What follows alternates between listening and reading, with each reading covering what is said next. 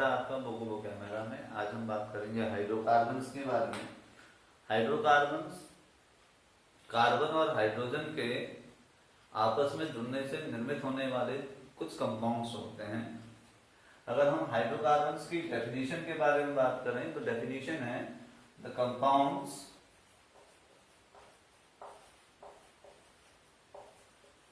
formed by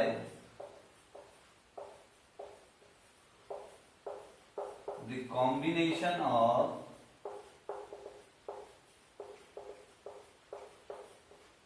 hydrogen and carbon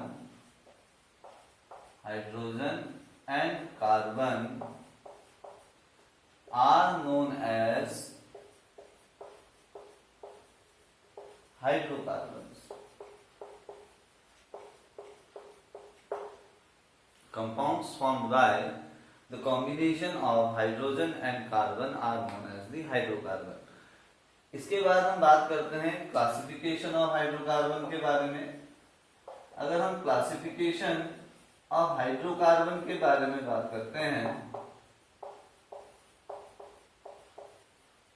hydrocarbons के बारे में बात करते हैं, तो जो हाइड्रोकार्बन्स का जो क्लासिफिकेशन है वो एनसीईआरटी के अकॉर्डिंग 3 पार्ट्स में किया गया है। हाइड्रोकार्बन्स को एनसीईआरटी में 3 पार्ट्स में क्या कर दिया गया है, डिवाइड कर दिया गया है, जिसमें से पहला पार्ट है saturated hydrocarbon,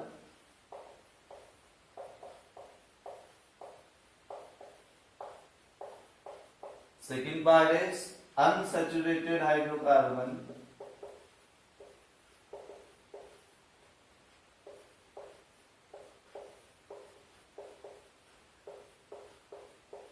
and the third one is the aromatic hydrocarbons.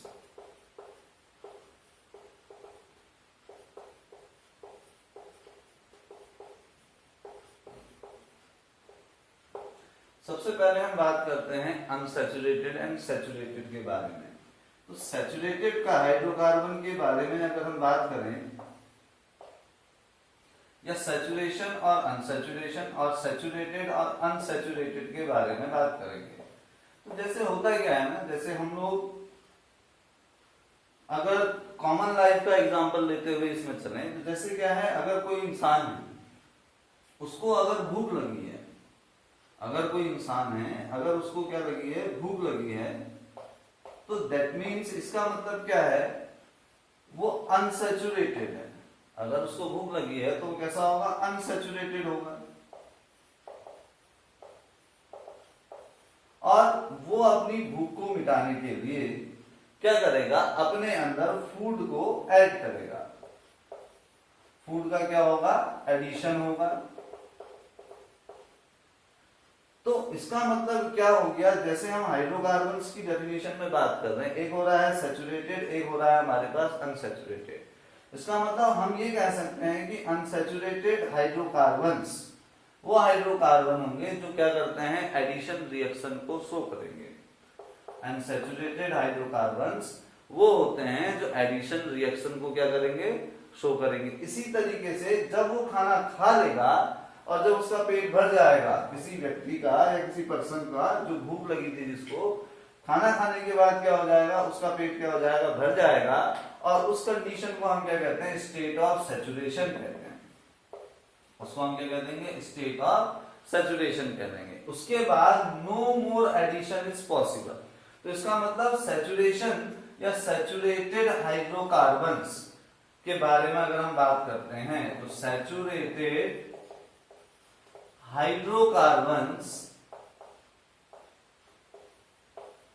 वो हाइड्रोकार्बन्स होते हैं, सैचुरेटेड हाइड्रोकार्बन्स वो हाइड्रोकार्बन्स होते हैं जो एडिशन रिएक्शन शो नहीं करते, विच डू नॉट शो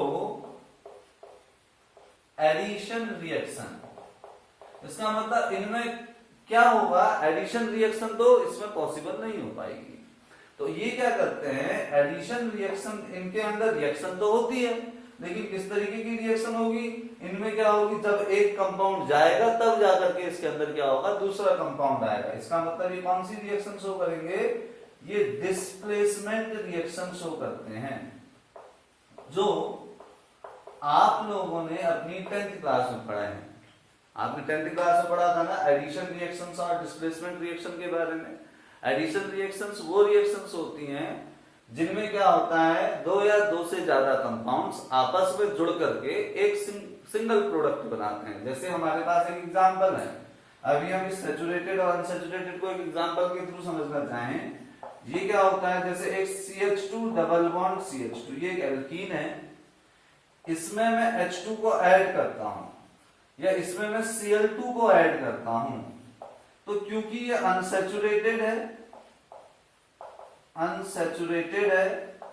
तो उस कंडीशन पे क्या होगा, ये Cl2 CH2 double bond CH2 के साथ जुड़ करके एडिशन होगा यहाँ पे, क्योंकि अनसैचुरेटेड हाइड्रोकार्बन क्या करते हैं, एडिशन रिएक्शन शो करते हैं। तो ये डायरेक्ट आपस में जुड़ जाएंगे। किस तरीके से जुड़ेंगे, एक Cl एक CH2 ले जाएगा, एक Cl दूसरा CH2 ले जाएगा, और यहाँ पे हमारे पास क्या बन जाएगा, CH2Cl सिंगल बॉन्ड क्या बन जाएगा, CH2Cl। लेकिन अगर हम इसी तरीके से क्या करते हैं, एक सैचुरेटेड हाइड्रोकार्बन ले लेते हैं, मान लिया मैंने यहाँ पर एक एग्जांपल लिखा CH4, मैंने यहाँ पे एक एग्जांपल लिखा CH4, ये एक सैचुरेटेड हाइड्रोकार्बन है, मैंने इसकी रिएक्शन किसके साथ कराई, Cl2 के साथ कराई। तो उस कंडीशन पर Cl2 के साथ रिएक्शन कराने पर ये अपने अंदर दोनों Cl2 को ऐड नहीं कर सकता है, क्योंकि ये ऑलरेडी सैचुरेटेड है, इसका पेट भरा हुआ है। तो ये क्या करेगा उस कंडीशन पर, यहां से एक हाइड्रोजन एलिमेंट जब जाएगा तब जाकर यहां से एक Cl इसके साथ क्या हो पाएगा, जुड़ पाएगा। तो क्या करता है, मैं CH4 को CH4 ना लिखते हुए CH3H लिख देता हूं, और इस Cl2 को मैं Cl सिंगल बॉन्ड Cl लिख देता हूं। तो एक H जब यहां से गया और Cl के साथ जुड़ गया तो इसने क्या बनाया, HCl बना दिया, और जब यहां से एक H चले गया, अब इसके अंदर स्पेस बच चुका है ना, तो तब जाकर के ये दूसरे Cl को अलाउ करेगा कि वो इससे क्या हो जाए, जुड़ जाए, और उस कंडीशन पर यहां पर एक कंपाउंड बनाएगा जो क्या होगा, CH3Cl। तो आपने यहां पर देखा कि जो अनसैचुरेटेड हाइड्रोकार्बन्स थे वो कौन सी रिएक्शन शो कर रहे हैं, एडिशन रिएक्शन को शो कर रहे हैं, जबकि इसी तरीके से जो सैचुरेटेड हाइड्रोकार्बन्स हैं ये किस प्रकार की रिएक्शन शो कर रहे हैं, यहाँ पर ये डिस्प्लेसमेंट रिएक्शन को शो कर रहे हैं। ठीक है, तो ये हमारे पास एक जनरल टर्म्स थे जिसके बेसिस पर हम सैचुरेटेड और अनसैचुरेटेड टर्म्स क्यों दिए गए इन कंपाउंड्स को, उसके बारे में हम समझे। अब इसी से आगे अगर हम बात करते हैं सैचुरेटेड और अनसैचुरेटेड के बारे में, तो जनरली क्या होता है, अगर हम बचपन की डेफिनेशन देखें 10th क्लास में जहां तक हमने पढ़ा था, तो 10th क्लास में क्या था, सैचुरेटेड हाइड्रोकार्बन्स, सैचुरेटेड हाइड्रोकार्बन्स की अगर हम डेफिनेशन देखें जो हम अपनी 10th क्लास से पढ़ करके आए हैं, वो क्या होती हैं, वो hydrocarbons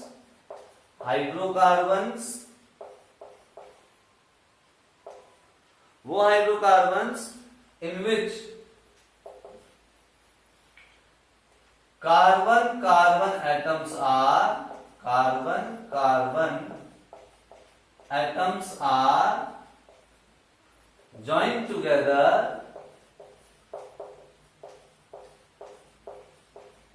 by single bonds only, ठीक है, जिसमें कार्बन एक दूसरे से सिंगल बॉन्ड के थ्रू जुड़े होंगे, उनको हम क्या कह देते हैं, सैचुरेटेड हाइड्रोकार्बन्स कह देते हैं। ठीक है ना। अगर हम सैचुरेटेड हाइड्रोकार्बन की जनरल डेफिनेशन के बारे में बात करें जो हम अपनी 10th क्लास से पढ़ करके आए हैं, तो वो ये कहती है कि those hydrocarbons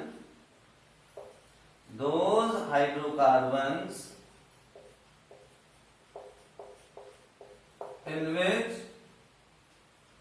carbon atoms are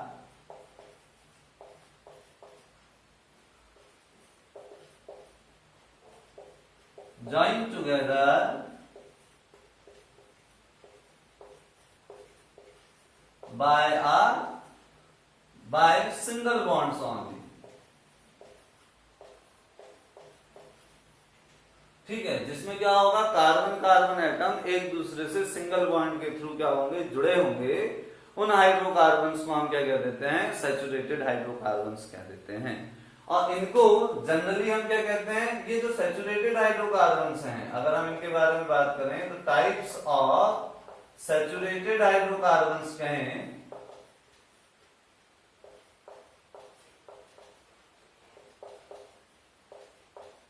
जो सैचुरेटेड हाइड्रोकार्बन्स होते हैं ये दो तरीके के हो जाते हैं। ये या तो एक सीधी चेन में आपस में जुड़े होंगे या क्या होंगे, एक दूसरे से जुड़ करके एक रिंग का निर्माण करते हैं या रिंग को कंस्ट्रक्ट करते हैं कहता है। ठीक है, तो जो सैचुरेटेड का हाइड्रोकार्बन्स होते हैं ये दो तरीके के हो जाते हैं। एक होते हैं स्ट्रेट चेन हाइड्रोकार्बन, ठीक है, एक होते हैं हमारे पास क्या, स्ट्रेट चेन हाइड्रोकार्बन,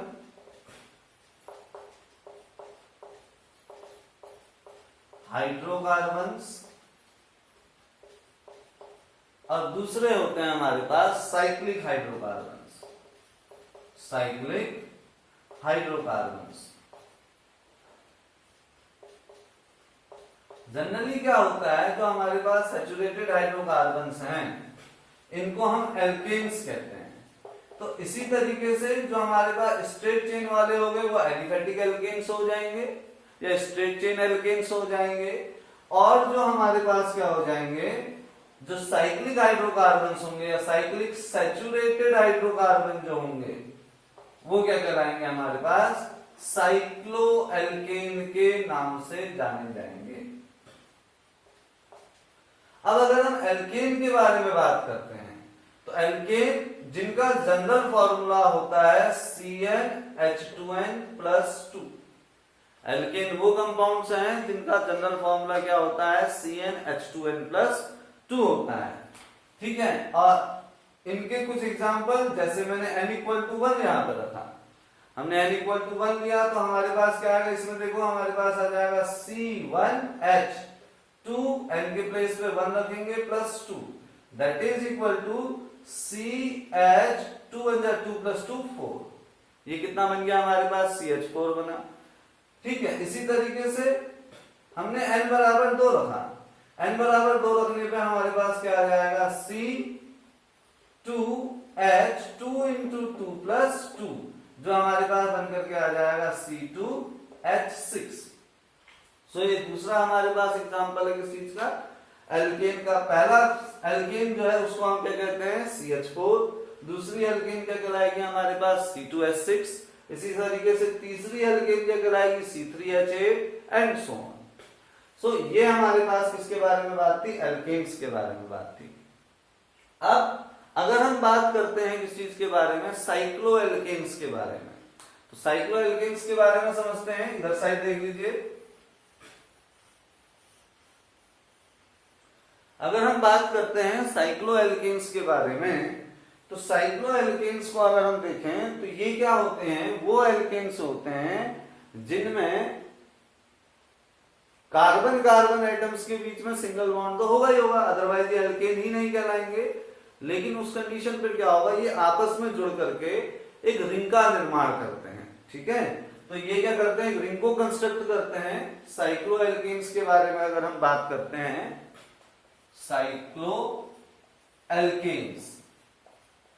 साइक्लोएल्केन्स के बारे में बात करें तो सबसे पहले इनके जनरल फॉर्मूला पे बात करते हैं। इनका जो जनरल फॉर्मूला होता है वो होता है CnH2n। इनका जनरल फॉर्मूला क्या होगा, यहाँ पे हमारे पास CnH2n होगा, और यहाँ पर एक साइक्लिक फॉर्म बनाएंगे। ठीक है, स्ट्रेट चेन में नहीं काम करेगा ये फॉर्मूला सिर्फ और सिर्फ साइक्लिक कंपाउंड्स के लिए ही काम करेगा। ठीक है, तो ये हो गया हमारे पास CnH2n। अब अगर हम इसमें n की जगह पे 1 नहीं रख सकते, क्योंकि 1 कार्बन एक रिंग का निर्माण नहीं करेगा। हम इसमें n=2 रख नहीं सकते, क्योंकि वो भी क्या करेगा, एक रिंग का निर्माण नहीं करेगा। हम इसमें n=3 रखेंगे, हम इसमें n की जगह पे कितना रखेंगे, 3 रख सकते हैं, तब जाकर के हमारे पास क्या बनेगी, एक रिंग बन करके आएगी। तो यहाँ पे हमारे पास क्या होगा, हम जब इसमें n इक्वल टू 3 रखेंगे, हमने n की जगह पे 3 रख दिया, तो n के प्लेस पर 3 रखने पे हमारे पास क्या आएगा, C3H2 into 3 that is C3H6। ये हमारे पास कितना बन करके आ गया, C3H6। अब अगर हम इसको कंस्ट्रक्ट करना चाहें तो कितना होगा, 3 कार्बन बनाने हैं जो साइक्लिक स्ट्रक्चर बनाए, तो ये ट्राइंगल का जैसा शेप बनेगा, 1 2 और 3। अगर आप इसको ध्यान से देखें तो इसमें क्या हो गया, 3 कार्बन है, हर एक कार्बन की 2-2 वैलेंसीज पहले से ही सेटिस्फाई है किसी दूसरे कार्बन के थ्रू। तो हर एक कार्बन को अब कितनी वैलेंसीज चाहिए, 2-2 वैलेंसी। तो हर कार्बन पे 2-2 हाइड्रोजन क्या हो जाएंगे, इस तरीके से जुड़ जाएंगे, और ये क्या बन जाएगा, एक सैचुरेटेड हाइड्रोकार्बन बनेगा जो एक एल्केन होता है, लेकिन ये एल्केन साइक्लिक स्ट्रक्चर फॉर्म कर रहा है। तो इस तरह की जो एल्केन्स होंगी उनको हम क्या कहेंगे, साइक्लोएल्केन्स कहेंगे, और इसका नाम हो जाएगा हमारे पास साइक्लोप्रोपेन, क्योंकि ये 3 कार्बन वाला है, साइक्लोप्रोपेन बन करके आएगा।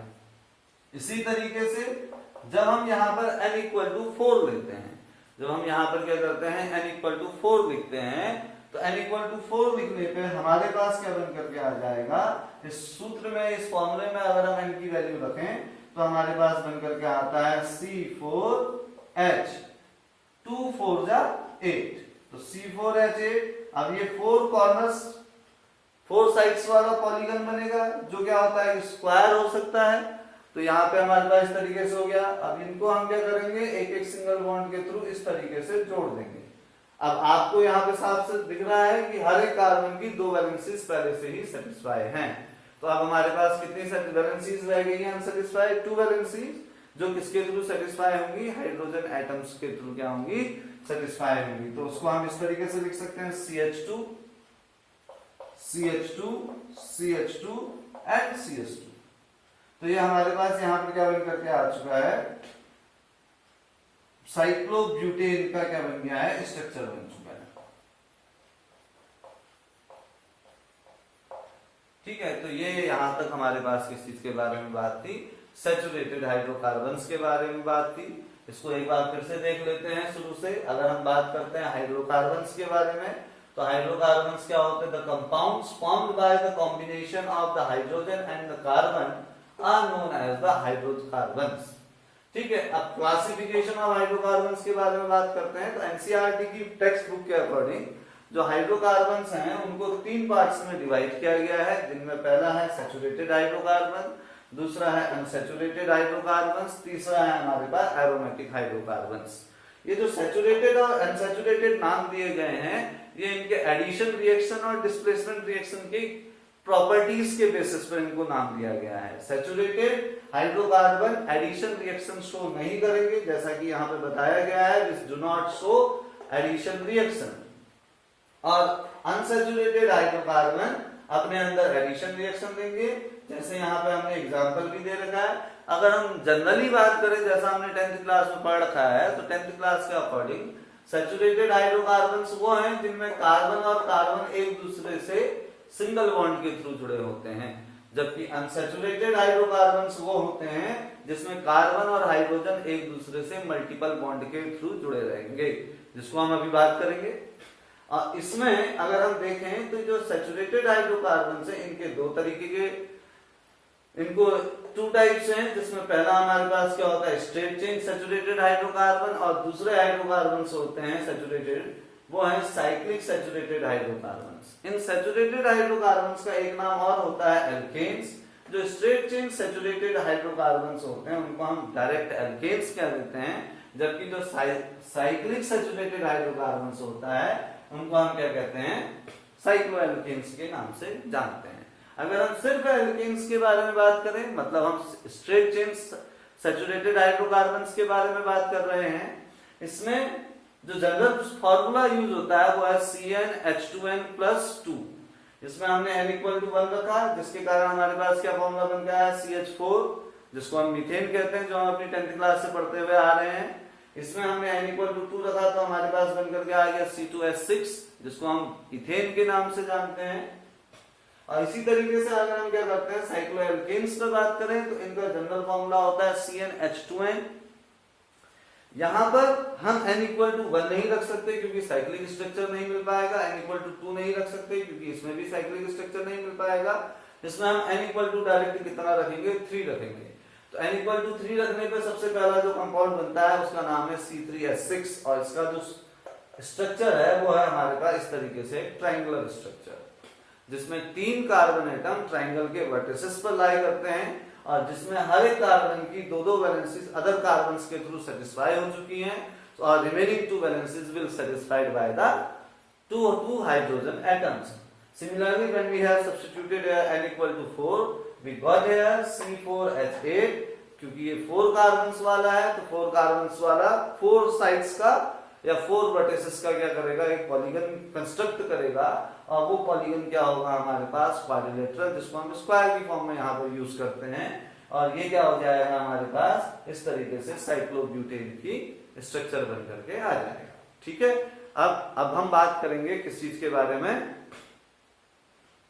एल्कीन्स के बारे में, जिसको हम अनसैचुरेटेड हाइड्रोकार्बन्स के अंदर रखते हैं। सैचुरेटेड हाइड्रोकार्बन्स के बारे में अगर हम बात करें तो इसमें क्या होता है जो कार्बन कार्बन एटम होते हैं वो एक दूसरे के साथ एटलीस्ट 1 या तो डबल बॉन्ड के थ्रू या ट्रिपल बॉन्ड के थ्रू क्या होते हैं जुड़े होते हैं, जिनको हम कलेक्टिवली मल्टीपल बॉन्ड्स के नाम से जानते हैं। तो अगर हम डेफिनेशन पे बात करें तो इनकी डेफिनेशन क्या होगी, unsaturated hydrocarbons are those hydrocarbons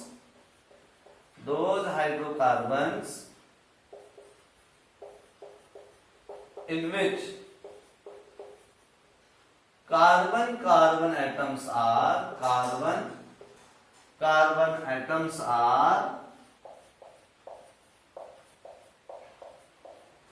joined together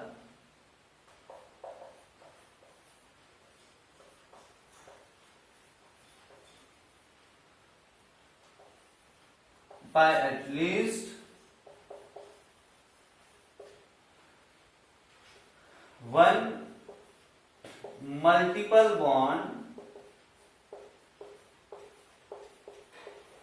either it may be double bond और ट्रिपल बॉन्ड। या तो ये क्या हो सकता है डबल बॉन्ड होगा DOUBLE डबल बॉन्ड, और या ये कैसा हो सकता है ट्रिपल बॉन्ड हो सकता है, जिसमें carbon carbon atom at least 1 double bond के थ्रू जुड़े होते हैं, उनको हम एल्कीन्स के नाम से जानते हैं।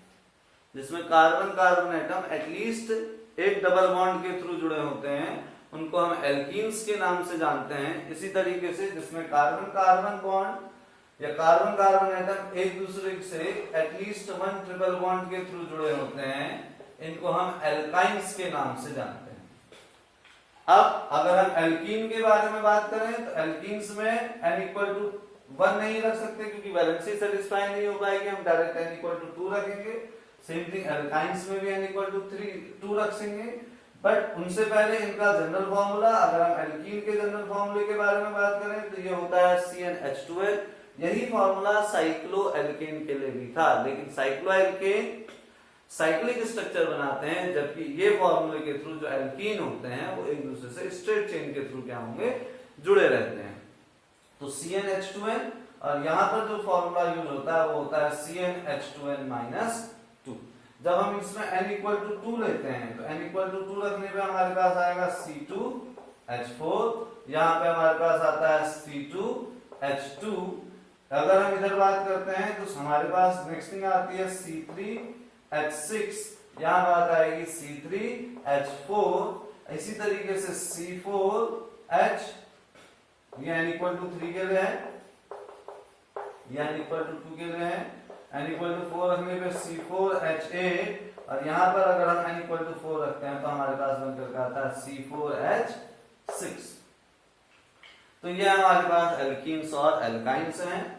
अगर हम इनके स्ट्रक्चर्स को देख लें, जैसे हम C2H4 कहें तो कार्बन कार्बन एक दूसरे से डबल बॉन्ड के थ्रू जुड़े रहेंगे, remaining 2 valencies will satisfied by the hydrogen atom. Similarly इस केस में भी C3H6 के केस में 3 कार्बन एटम है जिसमें एक डबल बॉन्ड होगा, बाकी क्या होंगे, सिंगल बॉन्ड होंगे।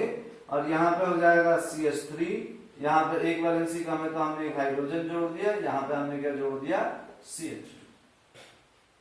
सेम थिंग यहाँ पर 4 कार्बन एटम्स, डबल बॉन्ड, या तो यहाँ पे हो सकता है हम इसके अलग अलग फॉर्म बना सकते हैं, जैसे हमारे पास इस तरीके से भी हो सकता है। तो यहाँ पर हम इसको दो तरीके से रिप्रेजेंट कर सकते हैं, C4H8 को। C4H8 को हम क्या कर सकते हैं, दो तरीके से दिखा सकते हैं। तो हमारे पास 1 2 3 4, यहाँ पर 1 2 3 4, हमने पहले डबल बॉन्ड यहाँ लगाया, अब हमने डबल बॉन्ड कहाँ लगा दिया, यहाँ लगा दिया, तो डबल बॉन्ड की पोजीशन बदल गई। अब वैलेंसी सेटिस्फाई कराते हैं तो CH3, यहाँ पे आएगा CH2, यहाँ पे एक हाइड्रोजन, यहाँ पर 2 हाइड्रोजन होंगे। सेम थिंग यहाँ पे CH3, CH, double bond CH, single bond CH3। तो यहाँ पर अगर इन दोनों को ध्यान से देखें तो इन दोनों के जो मॉलिक्यूलर फॉर्मूला है वो सेम है, जो क्या है हमारे पास C4H8 है, लेकिन दोनों के जो स्ट्रक्चर्स हैं वो एक दूसरे से क्या है, अलग अलग हैं। तो इस तरीके के जो कंपाउंड्स होते हैं जिनके मॉलिक्यूलर फॉर्मूला सेम होते हैं लेकिन जो उनके स्ट्रक्चर्स हैं वो एक दूसरे से डिफरेंट होते हैं, इस तरीके के जो कंपाउंड्स होते हैं इनको हम किसके नाम से जानते हैं, आइसोमर्स के नाम से जानते हैं। तो इसका मतलब ये दोनों जो कंपाउंड्स हैं ये एक दूसरे के क्या हैं, आइसोमर्स हैं।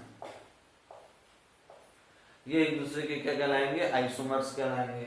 तो अगर हम आइसोमर्स और जो फिनोमिना है एक दूसरे मतलब दो अलग अलग स्ट्रक्चर दिखाने का, ये क्या कहलाएगा, आइसोमेरिज्म कहलाएगा। ठीक है, तो यहाँ पे एक छोटे से ब्रैकेट में एक छोटे से बॉक्स में हम इसको लिख लेते हैं यहाँ पर कि हमारे पास एक नया टॉपिक मिला है जिसको हम आगे भी डिस्कस करेंगे। अभी सिर्फ डेफिनेशन लिख देते हैं। आइसोमेरिज्म क्या कहलाता है, टू और मोर compounds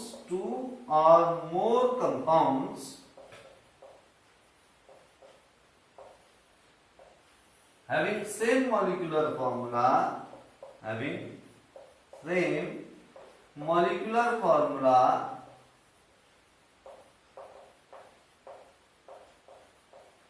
but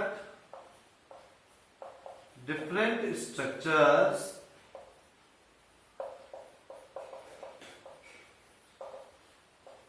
are known as isomers, and the phenomena and this phenomena is known as isomerism. इसको हम क्या कहते हैं, आइसोमेरिज्म के बारे में आइसोमेरिज्म के नाम से जानते हैं। ठीक है, सो ये हमारे पास बात किस चीज की आई, आइसोमेरिज्म के बारे में बात आई।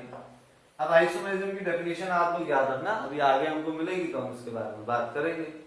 तो हम एल्केन्स को समझ गए, एल्कीन्स को समझ गए और किसके बारे में बात कर चुके हैं, एल्काइंस के बारे में बात कर चुके हैं। अभी हमने सिर्फ ओवरव्यू देखा है इनका। अब यहाँ पर अगर हम बात करें, हमारे पास है CnH2n-2,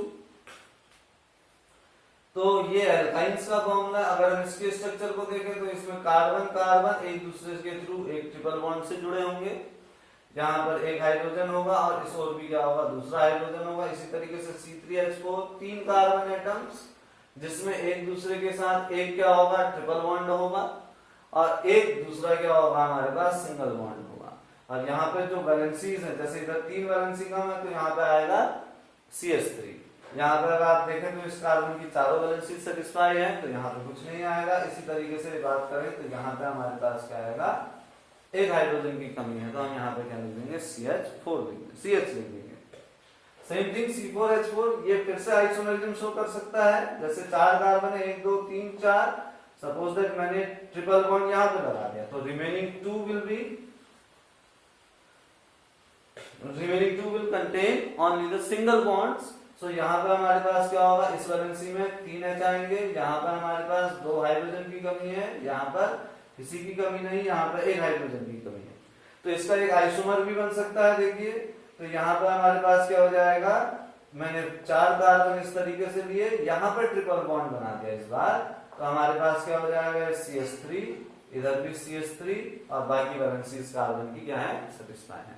तो ये हमारे पास क्या थे, क्लासिफिकेशन ऑफ हाइड्रोकार्बन्स था, जिसके अंदर हम लोगों ने क्या पढ़ा, जो हाइड्रोकार्बन्स हैं वो 3 तरीके के हैं, जिसमें पहला है हमारे पास सैचुरेटेड, दूसरा है अनसैचुरेटेड। एरोमेटिक हाइड्रोकार्बन अभी बचा हुआ है, उसका टॉपिक आप लोगों की बुक में सेपरेटली दिया हुआ है, तो हम उसको आगे बात करेंगे। वो स्पेशल टाइप की एक रिंग बनाते हैं जिसको हम आगे पढ़ेंगे, और उनको एरोमेटिक कंपाउंड्स के नाम से ही जाना जाता है। अब हम बात करते हैं किस चीज के बारे में, आगे हम बात करेंगे किसके बारे में, एल्केन्स के बारे में बात करते हैं। तो एल्केन्स को समझना है अब आगे, तो एल्केन्स के देखते हैं। चलिए आप लोग इसको पहले नोट कर लीजिए।